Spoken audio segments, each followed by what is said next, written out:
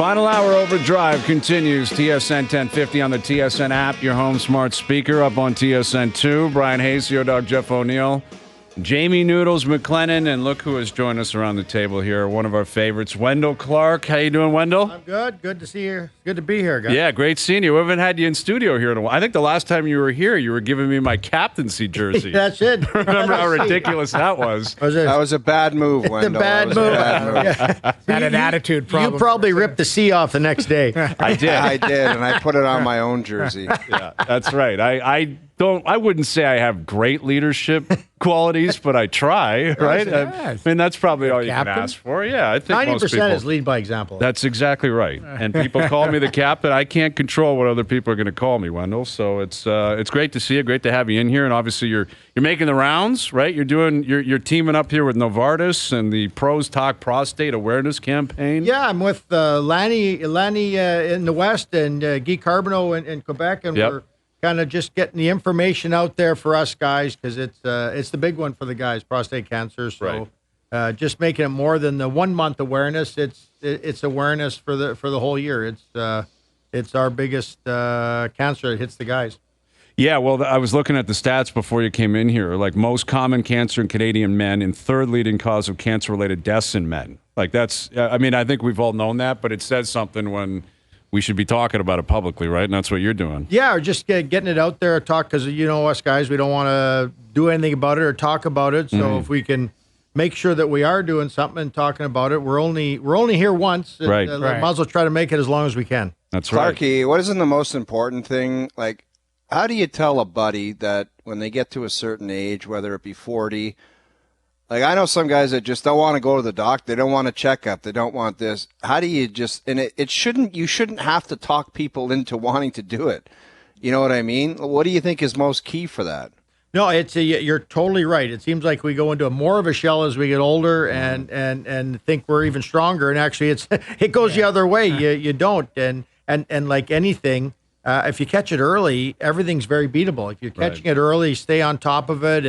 And there's even more tests now, the PSMA. Everybody knows the PSA test that finds it. Now you get the PSMA test that can pinpoint it as it starts to spread through your body. It pinpoints where it is, and it helps the doctors get it early. So that's it's just basically being aware. Well, and that's ultimately, again, a big part of the campaign. Like you said, Novartis teaming up with Pros Talk Prostate Awareness Campaign. You mentioned Lanny McDonald's out west, Guy Carbonneau in Quebec. You're here, and it's great to see you as always. And we were talking about you being on a team with Noodles down in Long Island, I guess, for a short period of time. When was that? Mid-'90s, I guess, Noodles? 96? 95, 96. Yeah, with the like fisherman jersey. Captain Highliner, yeah. We had the picture. We had the pick up. Put it back up on TSN I too, like the jersey, but I think I was in the minority. I don't know, because there was so much tradition. There it is. See, that looks good on you, Wendell. I think it's a somewhat underrated jersey. We had to break in the crest. I think after that crest, the NHL went out and they said, okay, we can only get certain size of crest for the like if you didn't weigh 200, you had to break in the crest because it went around your body. It was shoulder to shoulder. And people thought it looked like the reporter Stan Fischler. That's right. But and he's big in New York area, isn't he, for hockey? Yeah. But I like those jerseys, but we were not a very good team. Yeah. Unfortunately. Yeah. That's why not a lot of wins with the third jersey. No, shockingly, that didn't happen. Didn't go well. And then you went from there back up here, right? Was that the play? Then I got traded back. Matthew Schneider and I came back. Traded back to Toronto for the '96. Yeah, it's one of the great YouTube clips. So we reference a lot of your stuff from YouTube. Like we mentioned some big hits, some big fights, some big goals. I don't know if you've ever gone back to watch it, but it's a great. You know who I think is in the pregame is the Tap Man. I'm pretty sure it was on Global. I think the Tap Man was setting the scene for Wendell's return at the Gardens. I want to say you scored in your second or third shift, didn't you? Like you were playing Dallas or something? Or Dougie fed, one of those tough ones where I have to put one in from the top of the crease. Right. Give me one of those saucer passes. Oh, I can score from here. But when you get to play with a centerman like that, not bad. You better get a couple. Right. Playing at the Gardens, coming back, I know we've talked to you about it before, but you had such a great history once you got drafted here in '85. But when you came back after the trade, the emotions of the original trade, going to Quebec, and then obviously Long Island, then you come back up here. Like, do you remember that kind of walking out on the ice, the ovation you got? That was a huge comeback game because it was a year in between because we had the lockout, so we didn't play. I didn't play back. We only had the 40-game season the next year when I was in Quebec, and then got to come back to the building, and it was huge. And anytime you're in any of the old barns, they're loud, like Chicago Stadium, Maple Leaf Gardens. When the crowd gets going, that noise just comes in, and it was a loud building that night. Yeah, you mentioned that. Like, I guess MSG's the only throwback, and they've updated that, but it was going I have no nuts. idea, Hazy, why more of the old rinks, they weren't like, and I get it, it's about money, and you got to have luxury boxes, but like just refurbish I loved Maple Leaf Gardens so much. There's just something about that rink. I don't know what it is. It was just like you were right on top of it, and it was just an awesome barn. It was incredible. Yeah. Did you love like Maple Leaf Garden? Was that? Oh yeah, any of the buildings, the original 6. I say that to a lot of people, even the current players. I said, in our day, you could be blindfolded, get dropped at center ice, and you take the blindfold off. You knew the building you're in. Right. For today, you get dropped in the middle of these rinks. You know, you have to take a while to figure out what I'm sitting in. Right. So when you played in Chicago Stadium or Montreal Forum or in Toronto, those buildings, teams were built. Boston Garden, those teams were built around the building. Like Ray Bourque could play 40 minutes and get 14 shots and play all games. So you think of that team is built around 4 or 5 guys. Right. Because they, even the Bobby Orr era, they had such good 5 guys. They could control the game because it was a small building. The shoebox, that one. That rink was so small. The Boston Garden. Boston Garden was so small. Like the upper balcony could throw the beer on you if you face off at the hash marks. Right. And what I guess would be rare about that, I guess MSG is that they had a basketball team there, right? Where the Gardens, like up here, the Raptors weren't around. Montreal Forum, they weren't sharing it with anyone. Like the ice was probably great. Like you see that now. The ice around the NHL always looks choppy. Yeah, there's when I talk to people that think, well, you see all these new shiny buildings. The ice is actually better in the little town you come from than what the NHL guys skate on because there's so many things going on. I think Madison Square Garden a few times there was no pregame skate because they had pylons put in the way because the ice wasn't finished. The floor, remember that in Boston sometime pregame skate would be a shoot around with a basketball because the floor hadn't come out yet before the game that night. So the ice isn't going to be that good. Right. Wendel Clark in studio. So how you feeling about the Leafs? You're always down there watching games. You're tracking them closely, obviously. Still really affiliated with them. I mean, where you at with where the Leafs are at through about 19 I like days? how everybody's frustrated, which is good. Like if you're going to have a hiccup, do it now. Like find out where you are, what your weaknesses are. And I know we're going to take heat for it because we're not playing the way as good as we all hope we can play. But it's a good thing now. Heck, Boston never had the hiccup till first round last year. Right. And every team's going to have it sometime, but now it really does give our management a look and say, okay, we need these areas. And so you have all year. I know it's never good. You always want to be good every night, but they get to look at our team and say, okay, we do need, because we're good enough to be in the playoffs. It's just, where are you going to be seated? Did you like some of the moves that Tree made as far as he used the word snot, add some snot to the team? I wonder what his answer is going to be. Well, listen, I'm just saying, you know what? You lay it out there, but not just Reeves, but Bertuzzi, a guy like Bertuzzi. Well, it's more guys like Bertuzzi and Domi, and your bottom 2 lines have to play different than our top 2 lines. Right. You need to come at the other team with different kinds of hockey, or the defense never gets pushed back. If you're not getting the puck 200 feet deep behind the other team's defense. Right. Our offensive players on the first line are going to have a tough time because the teams always stand them up. You need a little toughness, and it's not about ever. I know a lot of times they talk about this second and third scoring and stuff. We got the talent to get the points. We just got to make sure that the guys that aren't there to score don't get scored on. So whether it's your bottom 4 defensemen and your bottom 2 lines, if you're always like even or +1, you're going to win because odds are our best 4 or 5 are going to outplay the other teams. And that's on any team that's getting built. I think you're always banking on your best players beating the other team's best players. Now the role players just don't get scored on and be hard and wear the other team down. Like there's a big thing of wearing the other team down, whether it's not so much in the season, but come playoff time, that 7-game series, those bottom 2 lines and any team that wins a series, they mean a lot. Mm-hmm. Yeah. How much self-awareness is there when you're the one playing? Like, we're speaking about it on the outside. We're talking about the management's view. But if you're on the Leafs and you're starting and you're not playing great, but you're playing okay, like how much awareness is there on the bench, whether it's in the room, on the bus, out for dinner? How often are you talking about that? Or how often did you throughout your career? I don't think you talk about it, but it's talked about but not talked about. It's not direct when you're just a bunch of guys going out. But when you're playing in the lineup, depending where you're at. If I got to play up on the first line with Dougie, we're allowed to make some mistakes because you got to be creative because he's the guy scoring, getting all the points. Right. Now, if I'm down on the third line trying to create another scoring unit, it's dump and chase or I don't play. I turn the puck over at either blue line as a winger on the third line. Burnsy's not putting me back out till the next day. Mm-hmm. And that's. But if I turn the puck over in the first line with Dougie, that doesn't matter because that's what that line is meant to do.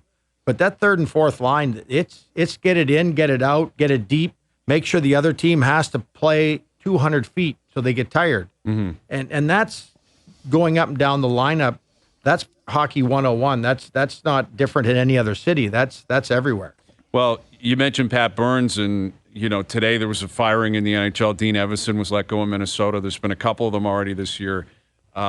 The shock to the system. Noodles, you guys have talked about it throughout your playing career. If you play long enough, you're going to go through a coaching change. Mm-hmm. Like, what's it like the next day at the rink for the boys when you knew every it was city's coming? A little different. Well, in Toronto, you're waiting to see how many interviews you're doing on the way in. They're trying to catch you before you get into the room. But it's everybody. Doesn't matter how many years you've played. You're kind of on best behavior, looking around, see it. It's probably a little quieter because you don't know the feeling of what upper management's going to be in the room having the talk with you. But probably more in today's game because of the salary cap world, you can't really change your team much without a big business move. Right. Like if you're doing anything, it's a business move.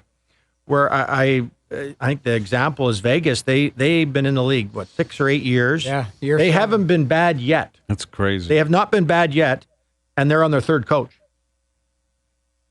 And they have not even been close to being bad. Mm-hmm. So it's sometimes one of the easiest things is a new voice, like because the coaches don't become dumb all of a sudden. It's just they know they're going someplace else to coach again, and it's how do we change the message? Well, and that's what they're clearly trying to do. Obviously, in Minnesota, I guess they felt they had to do that with Edmonton. We'll see if that's going to change. The Oilers have won a couple of games in a row. Wendel Clark in studio. Speaking of Minnesota, Ryan Hartman, he's been suspended 2 games for his that slew foot on DeBrincat. And I'm curious, Wendel, we had this conversation earlier, like how I don't know if you ever got slew-footed. Whoever would slew-foot you is a moron. I don't know what they possibly would have been thinking. But the idea of being slew-footed, a high stick, like, in today's game compared to the old game, do you see more infractions? Like we saw the Trouba stuff over the weekend where he smacked Frederick in the head. And I don't think there's any more now. No. Well, back when early days, you had one referee and half the cameras or less in the building. So a lot of the stuff that went on, nobody's seen. Right. Like there was stuff going on. You get away with stuff behind the play. You play a game in Hartford and have 2 bench clearing brawls, and the next day we won 3-2. Yeah. That was it. Because there was no highlights. There was no stat sheet for 2 days coming back. But you're still going to come across, it is a battle, and bad penalties are bad penalties. You don't want to see it. And sometimes guys feel a little braver now because there is no repercussions. That's the big thing is, because even back when there was a lot of fighting and a lot of tough guys, the finesse guys never got bothered by it because they were never involved in it. Like if you stay out of trouble, you stay out of trouble. Didn't matter what the tough end of the lineup was doing. So you just don't like to see it. When I played, I used to tell the guys, come across and take my head off. At least I'll see it coming. Right. But don't take my knees out or don't kick my feet because I wrecked both knees because of guys coming across, I think Marchment and Fedosov. And both medial collaterals, one in either leg year after year, because that's coming across your legs. And then both big, strong, tough guys. I said, come across my head. Don't. Well, at least then I can protect myself. Yeah. We talked about this. Was it last week? We were talking about having a long memory. Was Pat Quinn? Was it Denny Savard? Who was it? No, it was Stan Mikita. Stan Mikita. But Pat Quinn told us on the show that it took him 13 years to get him back, but he finally got him back. Yeah. Because he said, the guy chopped me or something, and he said, I didn't get the opportunity, but I always remembered. Yeah. Like, did you ever have that type of situation? Well, we did in one. It was because Jamie Baker ended up playing with us in Toronto. Yeah. But we were playing that series against San Jose, and he was doing a great job at checking Dougie and being in all our kitchens and just under our skin. And I was just going to tee off on him, and he's got that smile going because he sees 4-minute power play coming up. And I changed my mind, and I just whispered in his ear kind of thing as you're holding him there and says, nothing's happening to you in this series ever, but you will not finish a game for the rest of the time we play against you for the rest of your career. And he said, I didn't think of it till I got back to the bench, and then I started thinking about what you said. Yeah.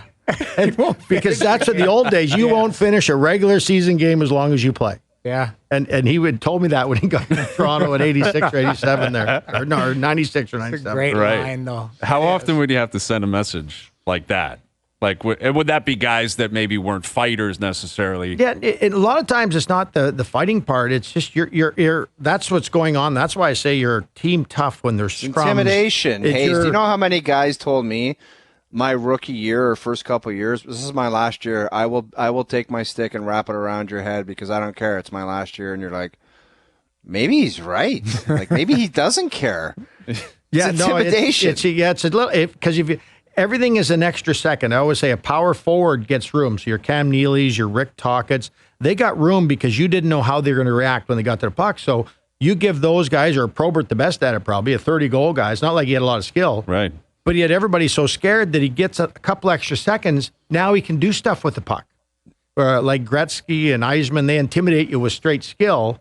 A power forward does it by intimidation. He gets a couple seconds because that guy's hesitant coming in. We're playing in Vancouver, and Dougie was, and Gino Ojic was all over Dougie. And so I'm not going to fight Gino Ojic in the playoffs. That's a bad trade-off probably. So I just grabbed Bure, skated him over, and I said, you hit Dougie, I hit Bure. Yeah. And so wait a minute, you were holding Bure, dragging him towards Gino. And so then when Bure got back to the bench with Gino, he said, would you leave Dougie alone? Yeah. And so all of a sudden, Dougie can play the rest of the series. I said, I'll leave your best player alone. You leave our best player alone. And and nothing ever happened. No penalties, nothing. Right. Mm-hmm. And that's just really letting... Gentleman's agreement. Yeah, little gentleman's agreement with collateral being Pavel Bure.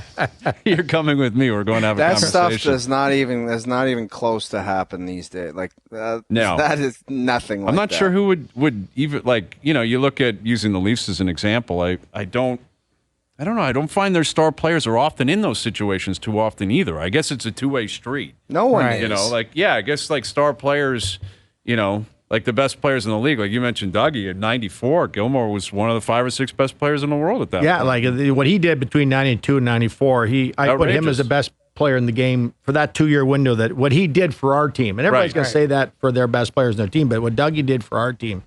So we had to make sure that he could do whatever he wanted on the ice. Did he know that too? Did he know? Well, because he would know that. This is how smart Dougie was. He'd maybe see the games at Maple Leaf Gardens and it's kind of a dull night. It's quiet. So he'll go and do something that he knows the cavalry's coming. So he'll go and then if it's not myself coming, you've got our checking line with Ozzy and Billy Berg, and because it isn't always about the heavyweight having to do it, because if it's not another heavyweight, the heavyweight doesn't do anything in the game. Right. Because the heavyweight's not fighting a middleweight. Mm-hmm. But that's where, like how Ozzy and Billy Berg played, they were in everybody's kitchen every night against the best team. And so the heavyweight couldn't go against them. Right. And so that's, even with our team on our third and fourth lines, they just got to be in the other team's kitchen, just letting them know if our best players are catching a little extra lumber or getting held on to, Marner or Matthews, then their players get it. Like our lineup's got to see, okay, our players are taking a little heat. We got to start putting heat on their players. Mm-hmm. And not so you're getting penalties, but just you can see where the refs are letting it go. That's where it was easier when it was a one-man ref system, because you could really tell what the game was. Right. When it's a two system, it's a little tougher. But if your best players are getting heat, well, then their other team's best players better be getting some heat. Right. And that doesn't take a big guy to do that. Wendel Clark in studio. We mentioned earlier, like we always reference a bunch of different plays from your career. The Bruce Bell hit, we always bring it up whenever you're in. Like, that was the biggest hit, I think, collectively we've ever seen. We talk about it, yeah. It was just a massive hit. But that was against St. Louis, and I think there was another situation against St. Louis that we reference all the time. That was when Jon Casey, you went through the crease, and Jon Casey popped you. And remember, you came back and hit him. And I think it was Harry Neal that called it like a coca bonk or something like that. And what's wild about that clip is when we reference it, you were on the ice and Ty Domi was on the ice. And the Blues all collectively skated over, and it was like, they were kind of like, hey, maybe don't do that, Wendel. But, like, no one really did anything. Do you remember that scrum and, like, the reaction by the Blues afterwards? No, well, that's the things, because you could do. I always said inside the crease, the goalie, it's all his. We can't go there. Yeah. But as soon as that goalie stick comes out and whacks me, and I'm outside, he's fair game. Right. Like, it isn't in today's game anymore. But and I've always said that. But the price of goalies now and how valuable they are, you're not going to allow them to get run over. But there's a few things where you'd be doing it to play. Goalie, you're out of the crease. You're fair game. That's your problem, not mine. And the goalie would always be noodles or something, slashing, whacking, so we can get some visual. Where if you knew there's not many guys on the ice, you would just playing it. It's one of the great clips ever. It's actually a forearm shiver with the stick. The stick is involved to the back of the head, is it not? Like, Is it? But Casey gave you a pop with the glove. he started it. Yes, he started. Absolutely. That was not you did not provoke anything. No, and you you responded. And again, it's one of the great scrums ever because it's you and Ty, and the Blues are like, well, we're not going to do anything. Yeah. Please don't do that again. Yeah, there it is. Up on TSN too. So Wendel, you're coming through. Yeah, you're not, you caught the puck. And then boom, and you're like, no, thank you. Well, see, he took the first shot. Yeah, he did. And there's you and Ty in the scrum, and the Blues But you got are kind Stefan of like, hey. Matteau out there, Al McInnes. Those guys, they're not going to do know, anything. they're not at that jumping point. in there. I think they're probably minors, a couple of minors. Well, I'm probably selling my case. Hey, your goalie started it. Yeah. Have a talk with him. Absolutely. Not your problem. Go Ty. And it was at Matteau. He's like, yeah, I agree with you, Wendel. That's a good point. We'll tell him not to do that. Yeah, we'll make sure to have that conversation with him. So, again, former pro hockey players Wendel Clark, Lanny McDonald, and Guy Carbonneau, along with key patient and professional organizations representing the prostate cancer community and Novartis. Are you laughing about the clip? Yeah. The replay just came The up. replay is just outrageous. And Novartis have teamed up for the Pros Talk Prostate Awareness Campaign.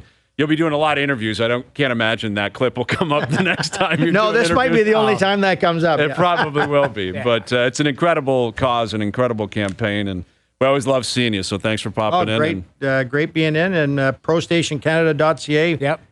Get more information, and let's look after ourselves. Absolutely. Thanks, That's guys. the message we're looking for. There he is, the great Wendel Clark in studio.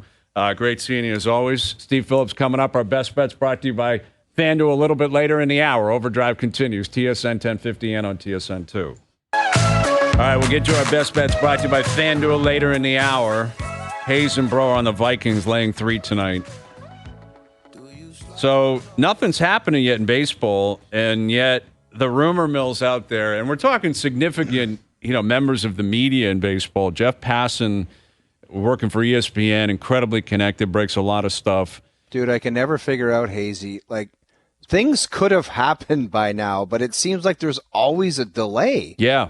Recently, that has been the case. Like, there have been past years where all hell has broken loose come November. And, like, basically the World Series done, boom. They just had the GM meetings. They had to shut it down because there was, like, a viral issue. Right. But stuff happens there. And there's been minor deals, but nothing substantial where, like, Ohtani's out there. What's up with Ohtani? And it's not Scott Boras. That's Boras is in the middle of a lot of stuff. You need the Boras hat on. That's what you need. Somebody with the Boras hat on. That's newsworthy. That is. And Ohtani is not a Boras guy, but he's going to get Boras money. And here's Steve Phillips, our TSN MLB analyst. And Steve, I was referencing that Passan wrote Dodgers, Rangers, Blue Jays in hot pursuit of Shohei Ohtani. How do you react to that? Yeah, so I'm not surprised the Jays are kicking the tires and that they're interested. I think the Atlanta Braves are in. I think the Red Sox are in. I think Seattle Mariners are in. I think the Padres are in. The San Francisco Giants are all over Ohtani. They lost out on Aaron Judge. They lost out on Carlos Correa. And so they're in. So there's plenty of teams. The Giants, to me, and the Dodgers seem to be the front runners. I think Atlanta, here's the thing. Geography mattered the first time around for Ohtani, but now that he's traveled around and played in different places, it seems like, geography is less of an issue, and that stadium matters. And so where he can perform well will matter to him. And he certainly has put up numbers at the Rogers Center. We saw that this summer. And then it's also a chance to win.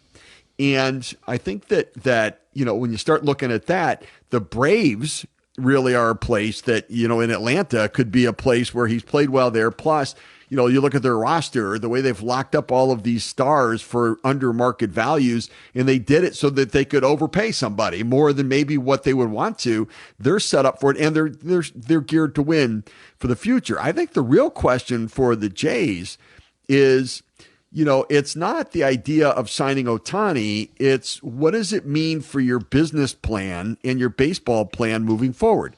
Can you sign Ohtani and afford Vladimir Guerrero Jr. and Bo Bichette and the rest of the roster to be able to put a winning team together in a way that you want to?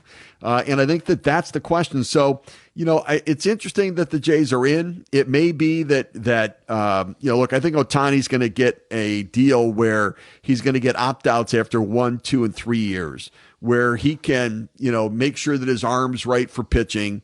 If he shows that he can pitch, he may opt out and want to get the pitching money guaranteed, which will be on the front end of the deal, most likely in incentives, because, you can't promise him all the big time money as a pitcher until you see him pitch again, coming back from whatever this issue was, Tommy John or something like it that he had done on his elbow.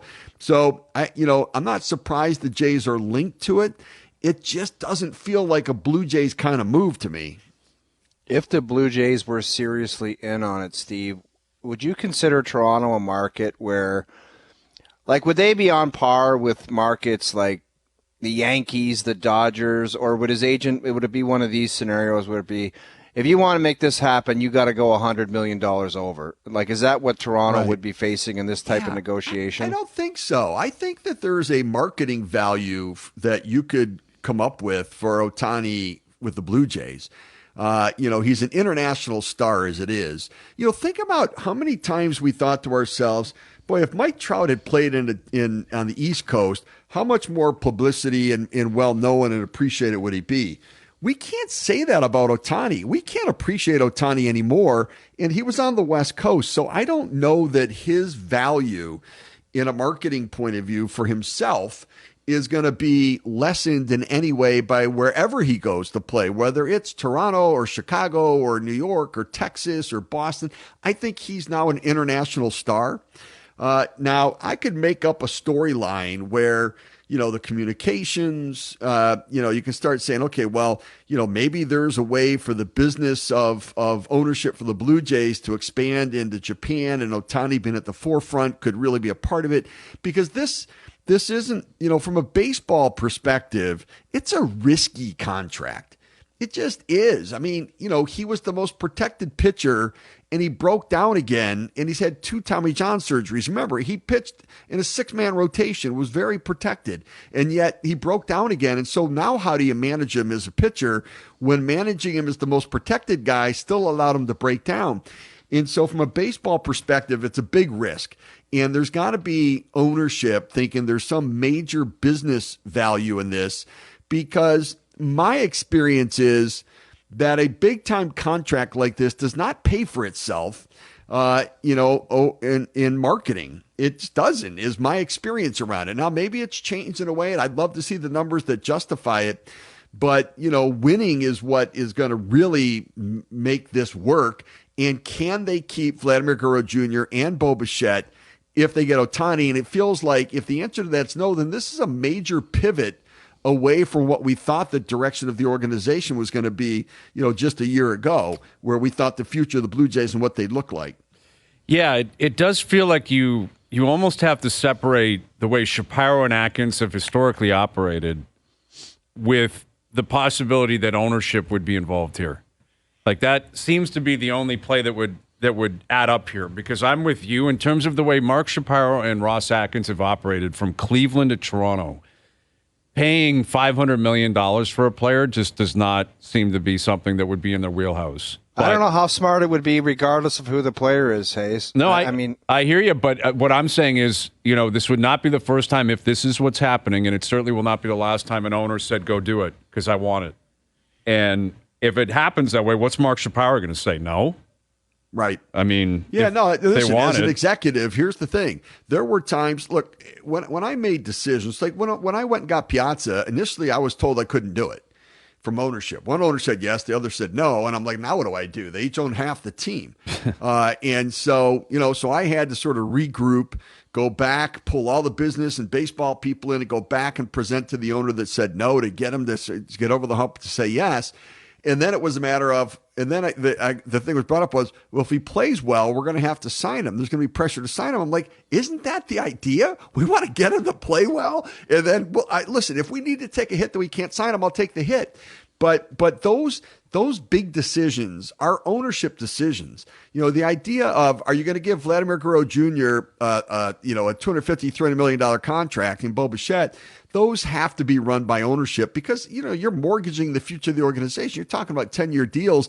They tend to outlive the GM and president of the team. And so ownership needs to be on board with that, especially when it comes to this one, because we're talking about record-setting contracts that are going to set standards that have never been seen before. Even likely, though, that he's not going to get paid with guaranteed money for what he is as a pitcher yet. A lot of it's going to be, with bonuses. He's still looking at probably a number that starts with a 4.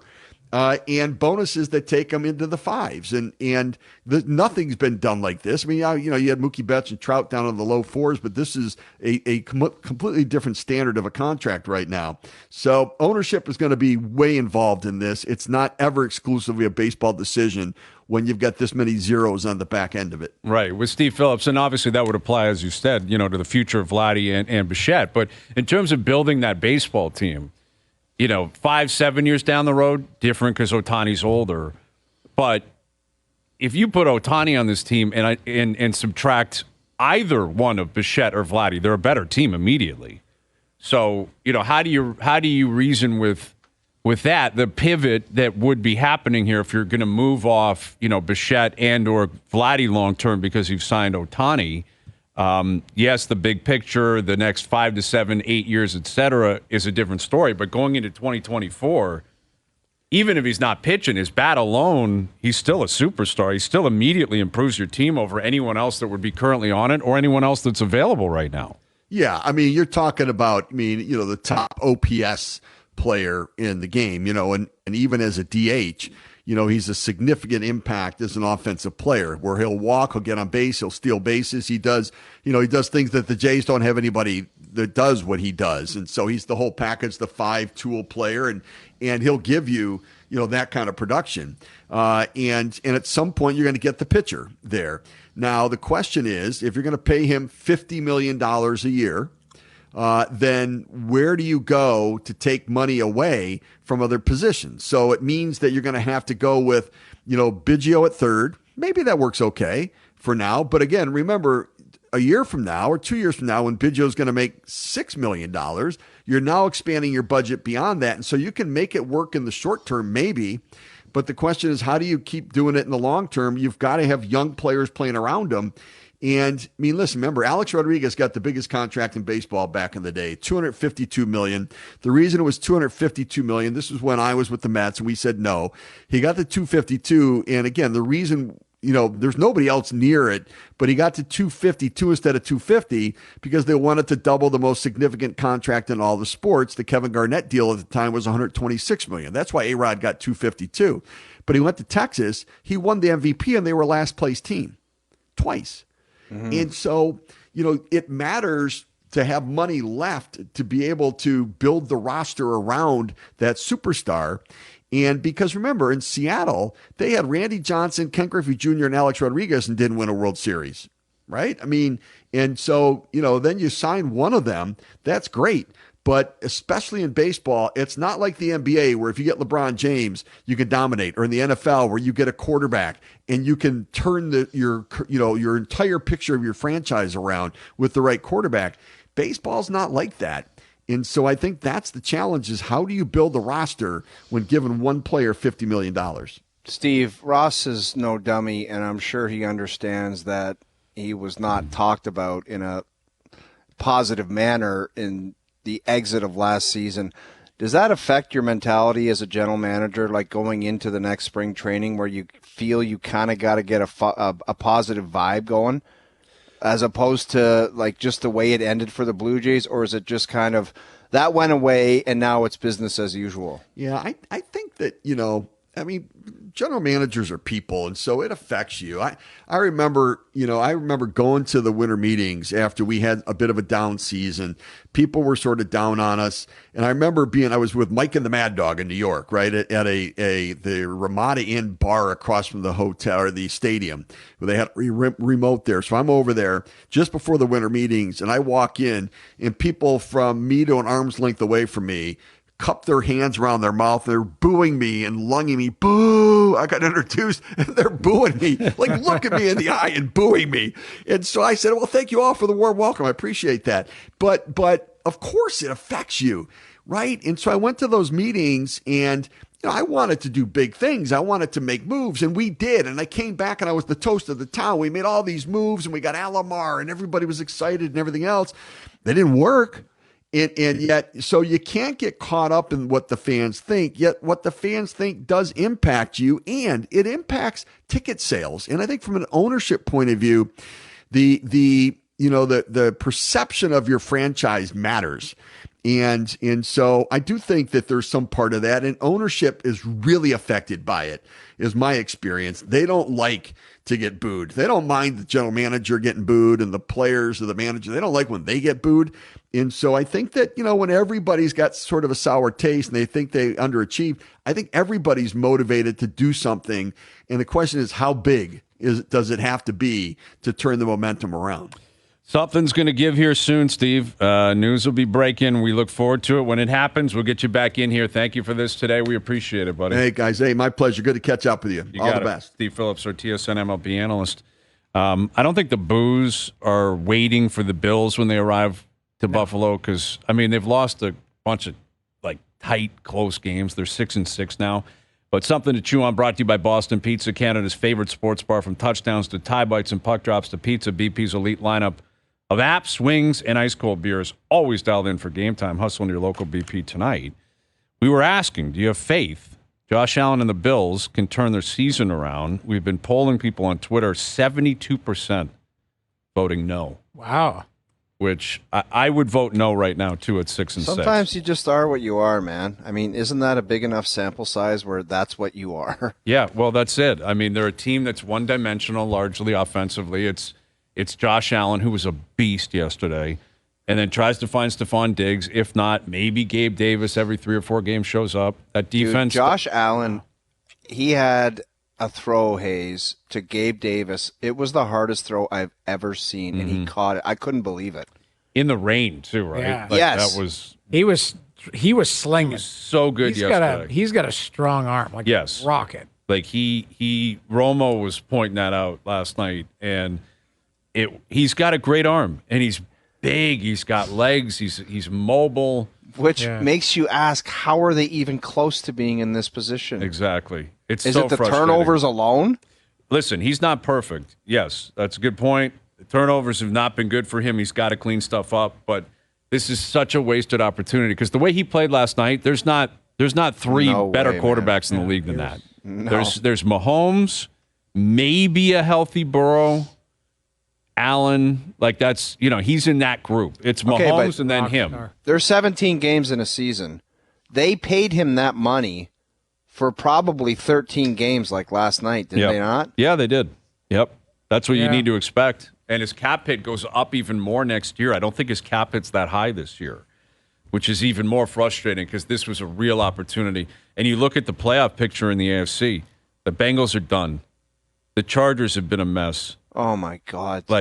it's the Jets were supposed to be really good with Rodgers. They're a mess. Like it's right there. Was he being a hero on the sidelines yesterday? I didn't see. Aaron Rodgers? Yeah.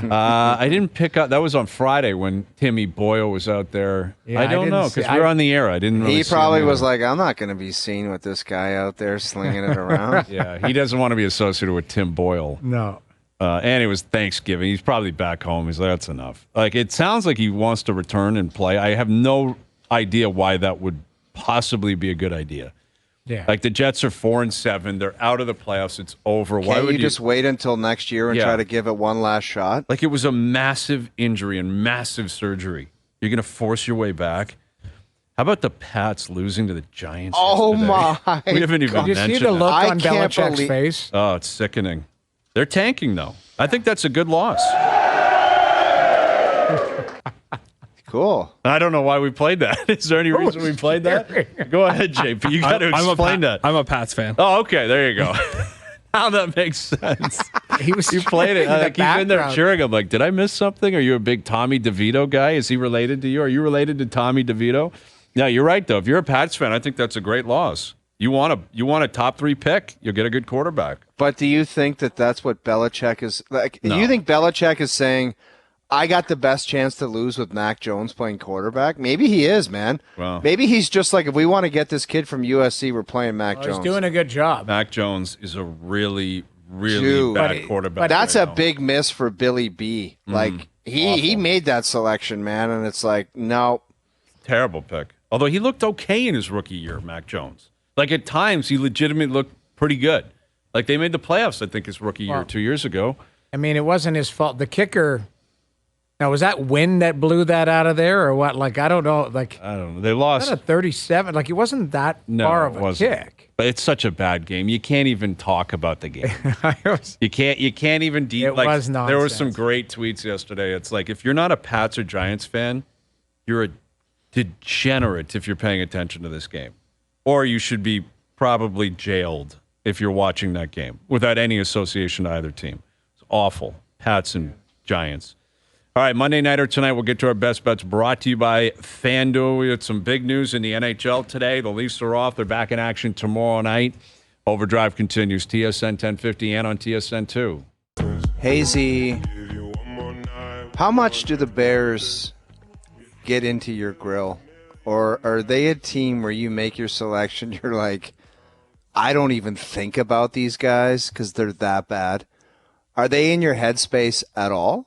No, because as a Packer fan, I mean, you know the history. Aaron Rodgers owned them forever. I know, dude, Right. but they're not playing the Packers. There's got to be a part of this where it's in your head thinking, man, what if the Bears actually show up? Yeah, it's the NFL. Anything is possible. I don't love the Vikings. It's not as much about the Bears. My concern more is that the Vikings, Josh Dobbs, like, it's going to fade, right? Like, The it's No one gonna fairy cares tale. about what people in Minnesota think. I need a bunch of generic. We're going to put something together. Yeah. It's going to cares be about based Give on them Calgary. give us the Minnesota one more time, JP. no one cares about what people in Minnesota think. That is so awesome. Yeah, I've been accused of hating on Minnesota because I just stated facts earlier this afternoon. And as for the Vikings, again, I'm concerned that, you know, the fairy tale of Josh Dobbs showing up and everything working out is going to end at some point. But the Bears don't scare me. They shouldn't scare anybody. Bears haven't done anything in forever. They're still Dude, one of the they're worst teams in the NFL. Dude, they've been trash for how long? At least 5 years. You guys know Yeah. a Bears fan? Kate Burness. Kate Yeah, Burness, Kate Burness. Yeah, KB is a big. That's about it. That's the only one I know. Which is weird because it's a massive market. And it's close. And it's relatively close. And the Bears have been around forever. Like, they're one of the original NFL teams. I'd go watch a Bears game. I would. It's like Lambeau. Like, September, October is one thing. You go to Soldier Field in, like, December, you're just freezing. Yeah, it's not good. Yeah, it's so cold I'm there. not into that either, No, man. it's like Buffalo. It's the same thing. You go down there, and when they're playing a home game in late December, You and got a it's guy with minus his tarp off 15. who's jumping Oh, through a table. I don't understand how people do that. No. Like, no shirt for the full game. Like, I can. They're obviously buckled. Yeah. But that's Like how? How are you not? I don't know. Is it hypothermia? Like how are you not just passing out? Because you got literally a 40-pounder of whiskey in you. Yeah. Wings. Yeah. Brats. You name it. Everything. Today's best bets are powered by FanDuel. Make your picks and assemble a same-game parlay in seconds on the FanDuel Sportsbook app. Props for the game tonight. Jordan Addison, over 3.5 receptions. Again, the run game might be snuffed out here by the Bears, so I think they throw a lot tonight. Jordan Addison, over 47.5 receiving yards. DJ Moore, over 4.5 receptions for the Bears. Parlay those three, you're getting plus money, plus 215 on that parlay. Today's best bets are powered by FanDuel. Same-game parlays this NFL season now include passing touchdowns and receptions on the FanDuel Sportsbook app. Please play responsibly. 19+, and physically located in Ontario. All right, we'll see what comes of it tonight. Monday nighter tonight, Leafs, Florida tomorrow. It's a big game tomorrow. Yeah. You got the Kachuk brothers playing tonight in Ottawa, Yeah, right? so the Leafs can catch, Florida in a back-to-back situation, which is good. Yeah, they're going to show up tomorrow. Tomorrow, we'll tee it up tomorrow, but we'll see what comes of it, man. Marner and Nylander being flipped. Oh, yeah. A lot of people buzzing in the city Florida's right now. like that tough golf course right now. You can't bluff it and beat them. I'll tell you that for free. Yeah, they're playing well. They're playing very well. So more on that tomorrow. Thanks to everyone behind the scenes for helping out. We appreciate it. Everyone for tuning in today, radio, TV, podcast, web. We appreciate that. We're out of here. Enjoy your evenings. Enjoy the games tonight. We're back tomorrow at... Apologize to my relatives and Minnie for Hazy B. 4 p.m. We'll chat then. No one cares about what people in Minnesota think.